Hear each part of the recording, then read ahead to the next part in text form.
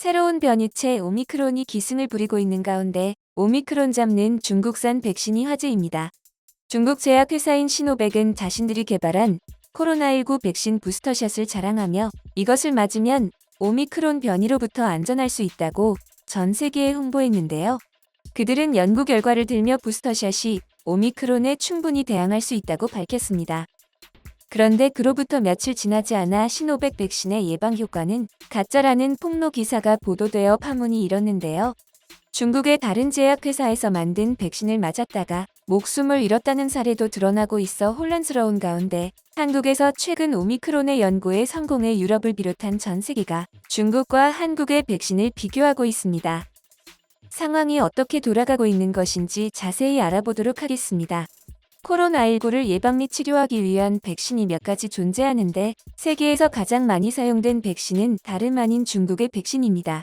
최근 블룸버그 통신이 중국의 제약회사 시노백에서 당당하게 내놓은 시노백 백신과 부스터샷에 대한 기사를 한 편 게재했습니다. 기사의 제목은 홍콩대학 연구속 시노백은 오미크론 방어항체를 제공하지 않는다로 홍콩대학 연구진이 시노백 2차까지 접종한 집단을 대상으로 연구한 결과 그 누구에게서도 혈청 내 방어항체를 발견하지 못했다고 밝힌 것이었습니다. 화이자의 경우 2차 접종까지 마친 집단을 대상으로 한 연구에서 오미크론 항체가 20%가량 만들어졌다는 결과에 신락 같은 희망을 품기 시작하고 있었는데요. 중국이 자랑하던 시노백은 0%를 기록한 것입니다. 이 같은 폭로에 중국의 백신을 도입한 나라들이 발칵 뒤집혔습니다. 중국의 백신은 중국의 백신 외교를 통해 세계 각국에 퍼져 있는 상황이기 때문이었죠. 중국은 시노백에 대해 전염병을 탁월하게 예방하고 치료 효과도 훌륭하다라고 홍보하며 많은 나라들에 수출했었습니다. 하지만 그 모든 것이 거짓임이 드러나 공분을 사고 있는 상황이죠. 블룸버그는 이어 시노백 제약회사에서 진행했다는 자체 연구 결과를 공개했습니다. 2차 접종자들을 대상으로 한 연구에서 35%가 오미크론 항체가 발견됐었고 3차 접종자들을 대상으로 한 연구에서는 94%가 오미크론 방어항체를 가지고 있었다는 그 결과를 말이죠. 그러나 말뿐이었기에 신빙성이 절대적으로 부족했습니다. 해당 연구 결과에 대한 과정이나 세부사항이 도대체 어떤 과학 저널에 게재되었는지도 밝혀지지 않았고 홍콩 대학의 연구로 2차 접종한 사람들을 대상으로 한 연구 결과는 완전히 거짓말이었음이 만천하에 드러났습니다.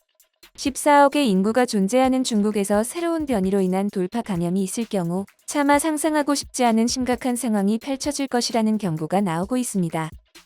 애석하게도 이 무시무시한 경고는 중국산 백신을 사용한 다른 국가들에게도 적용되는 것이었는데요. 전문가들은 하루빨리 시노백이 아닌 다른 백신을 접종해야 한다고 말하고 있습니다. 그게 아니면 오미크론의 항체를 형성할 수 있는 백신을 자체 개발해야 한다고 덧붙이기도 했습니다. 중국 당국이 펼치고 있는 폐쇄적인 정책 때문에 다른 나라의 제약회사에서 개발한 백신의 사용을 거부하고 있다는 것이 이 상황에서 가장 심각한 문제였습니다. 이러다가는 정말 커다란 위험에 노출될 수 있을 것으로 보이는데요. 중국산 백신의 위험성은 최근 중국에서 중국산 백신을 맞았다가 부작용으로 10대 소녀가 목숨을 잃는 사건으로 크게 주목받게 되었습니다.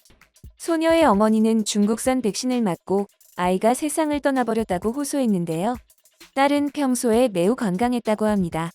그런 딸이 1차 접종 후 며칠 동안 심하게 앓다가 끝내 숨지게 되었는데 병원에서는 단지 지병으로 인한 것으로 처리해버린 것이었습니다.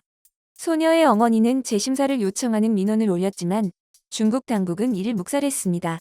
이후 소녀의 어머니는 상소기관을 찾아 지역의 관리들이 자신의 민원을 접수하기를 거부한다고 호소했는데 이 다음에는 공안에 체포되어 버리고 맙니다.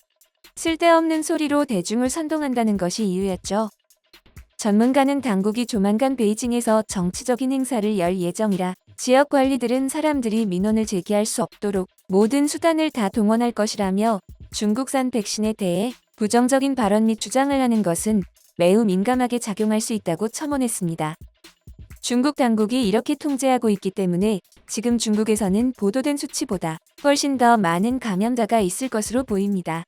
코로나는 물론 오미크론도 빠르게 확산되고 있는 상황일 테지만 베이징 동계올림픽의 성공적인 개최를 위해 중국의 언론들이 모두 통제되고 있어서 발표된 수치는 모두 가짜일 가능성이 높다고 보고 있습니다.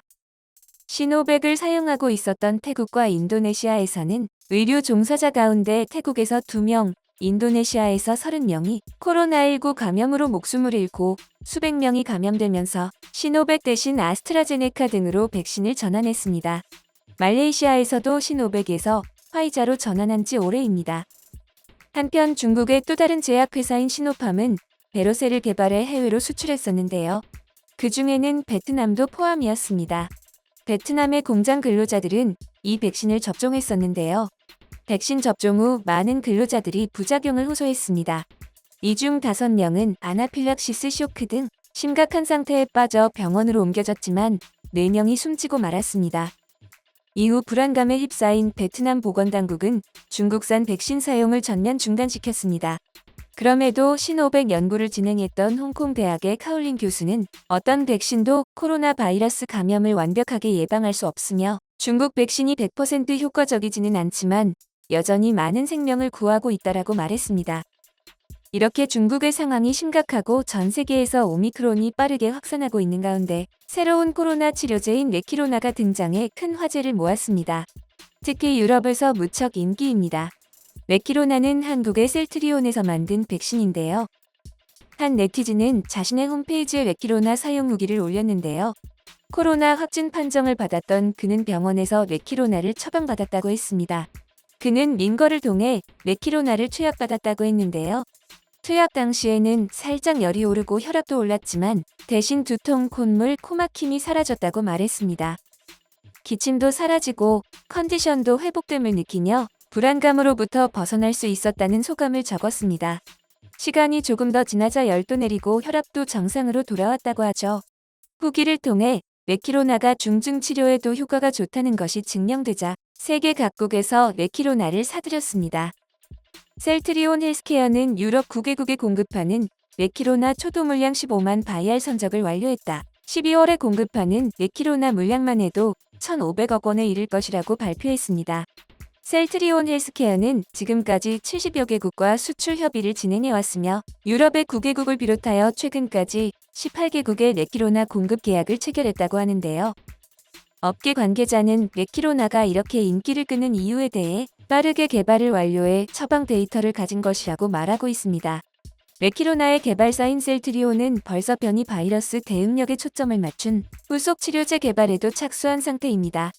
이미 임상 1상에서 환자 투여를 마쳤으며 연내 관련 시험 데이터 취합을 완료할 계획이라고 밝혔습니다. 셀트리온 측은 최근 구조 분석을 통해 CTP63의 항원 결합 부위가 오미크론 변이 바이러스와 겹치지 않는 것으로 확인돼 오미크론에도 강력한 중和능력을 발휘할 것으로 기대한다고 밝혀 세간에 큰 기대를 모았는데요. 한편 미국의 연구단체에서 비강내 백신은 이종 호흡기 바이러스에 대해 광범위하게 보호해주지만 주사기를 사용한 백신은 그렇지 못하다는 것을 동물 실험을 통해 입증해냈는데요. 주사형 백신은 전체 면역계에서 항체 생성을 유발하지만 비강으로 투여하는 백신은 초기 감염이 집중적으로 일어나는 부위에서 더욱 강한 면역 반응을 일으켰다는 것입니다. 연구팀은 비강용 백신이 표적으로 한 병원체뿐 아니라 다양한 인플루엔자 바이러스로부터 실험 동물들을 보호할 수 있는 항체 생성을 유도한다는 것도 확인했습니다. 이것은 코로나 바이러스를 비롯한 호흡기 질환을 일으키는 다양한 바이러스로부터 높은 보호 효과를 기대할 수 있다는 것이었는데요. 셀트리온은 진작에 미국 연구팀이 극찬하는 흡입형 치료제 개발에 착수하고 있었습니다. 셀트리온은 지금 호주에서 흡입형 레키로나의 임상 1상을 진행 중인데 임상 1상이 완료되자마자 임상 2상에 착수할 계획을 밝혔습니다. 개발 완료까지도 얼마 남지 않았다고 하는데요. 셀트리온이 활약하고 있는 가운데 국내 보건당국도 한 건 했습니다. 세계 최초로 오미크론 변이주 분리에 성공한 것인데요. 덕분에 변이 바이러스 백신 개발의 날개를 달아주고 있습니다. 분리에 성공한 오미크론 변이는 현재 개발 단계에 있는 오미크론 특이 유전자 증폭 진단 개발과 백신, 치료제 개발에도 폭넓게 활용될 것으로 전망됩니다. 한국이 최초로 분리했기 때문에 오미크론 변이 바이러스의 자원명에는 코리아가 당당히 들어갔다고 하는데요. 코로나19 창궐 초기 방역으로 극찬을 받았던 한국이 이제는 코로나 및 바이러스 퇴치에 큰 공을 세우며 앞장서고 있는 모습입니다. 전 세계를 호도하는 중국과는 확연히 다른 행보에 전 세계가 한국에 박수를 보내고 있습니다.